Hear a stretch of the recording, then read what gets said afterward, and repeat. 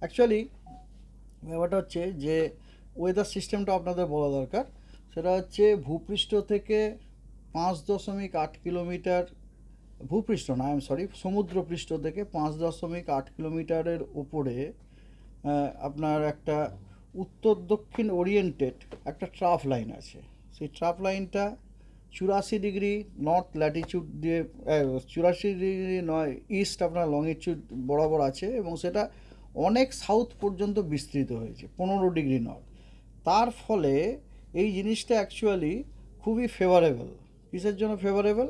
যে লো লেভেলে আমাদের এরিয়াতে আর কি, মেনলি গাঙ্গেয় পশ্চিমবঙ্গতে আপনার ময়েশ্চার কনভার্জেন্স হওয়ার ইনকারশন হওয়ার যথেষ্ট সম্ভাবনা আছে, এবং কনভার্জেন্স হওয়ার সম্ভাবনা আছে। As a result of which এই পুরো জিনিসটাই হচ্ছে খুবই ফেভারেবল আপনার থান্ডারস্টর্ম হওয়ার জন্য।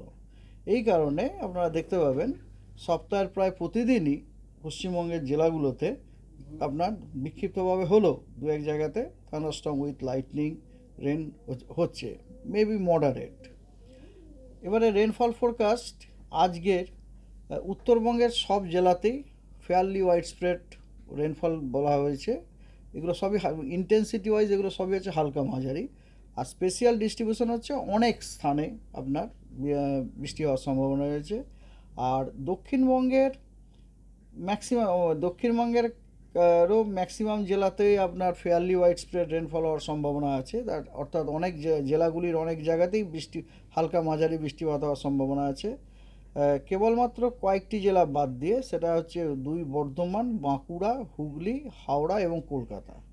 এই জেলাগুলিতে বৃষ্টিপাতের স্পেশাল ডিস্ট্রিবিউশনটা অতটা নেই, একটু কম আছে। কিছু কিছু জায়গাতে হালকা মাঝারি বৃষ্টিপাত হতে পারে আজকে আজকে মানে আগামীকাল সকাল 8:30 পর্যন্ত। এই কটা জেলা বাদ দিয়ে গাঙ্গেয় পশ্চিমবঙ্গের বাকি জেলাগুলিতে কিন্তু আপনার অনেক জায়গাতেই হালকা মাঝারি বৃষ্টিপাত হতে পারে।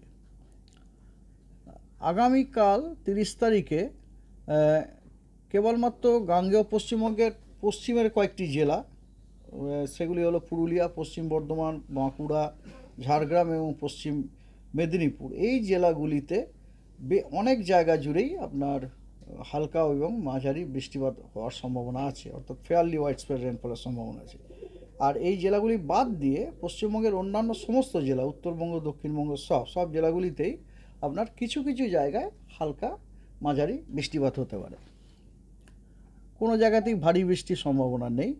1 তারিখে দক্ষিণবঙ্গের সব জেলাগুলিতেই অনেক জায়গায় হালকা মাঝারি বৃষ্টিপাত হওয়ার সম্ভাবনা রয়েছে, এবং উত্তরবঙ্গের সব জেলাগুলিতে কিছু কিছু জায়গায় হালকা এবং মাঝারি বৃষ্টিপাতের সম্ভাবনা আছে। 2 তারিখে আপনার দক্ষিণবঙ্গের পুরো পশ্চিমের যে জেলাগুলো আছে, ইনক্লুডিং মুর্শিদাবাদ, অফকোর্স, মুর্শিদাবাদ, বীরভূম, পশ্চিম বর্ধমান, পুরুলিয়া, বাঁকুড়া, ঝাড়গ্রাম এবং পশ্চিম মেদিনীপুর, এই জেলাগুলিতে অনেক জায়গাতেই আপনার হালকা এবং মাঝারি বৃষ্টিপাত হওয়ার সম্ভাবনা রয়েছে, এবং দক্ষিণবঙ্গের বাকি জেলাগুলিতে কিছু কিছু স্থানে হালকা মাঝারি বৃষ্টিপাত হতে পারে। আর উত্তরবঙ্গেরও প্রায় সবকটি জেলাতেই আপনার অনেক স্থানে হালকা মাঝারি বৃষ্টিপাত হওয়ার সম্ভাবনা আছে। কেবলমাত্র কালিম্পং, আলিপুরদুয়ার এবং কোচবিহার, এই 3টি জেলায় কিছু কিছু স্থানে হালকা মাঝারি বৃষ্টিপাত হওয়ার সম্ভাবনা রয়েছে। 3 তারিখে বৃষ্টিপাতের আপনার স্পেশাল ডিস্ট্রিবিউশন অনেকটা কমে যাচ্ছে। 3 তারিখে পশ্চিমবঙ্গের জেলাগুলিতে আইদার কিছু কিছু স্থানে অথবা আপনার 1-2 জায়গায় বিক্ষিপ্তভাবে হালকা এবং মাঝারি বৃষ্টির সম্ভাবনা রয়েছে 3 তারিখে। 4 তারিখে উত্তরবঙ্গের সবকটি জেলাতেই অনেক জায়গায় হালকা মাঝারি বৃষ্টিপাত হওয়ার সম্ভাবনা আছে, এবং কিন্তু দক্ষিণবঙ্গের সবকটা জেলাতেই কিছু কিছু স্থানে হালকা মাঝারি বৃষ্টিপাতের সম্ভাবনা আছে। This is true for day 5 also, 5th may also. এরপরে ওয়ার্নিংয়ে আসা যাক। আজকে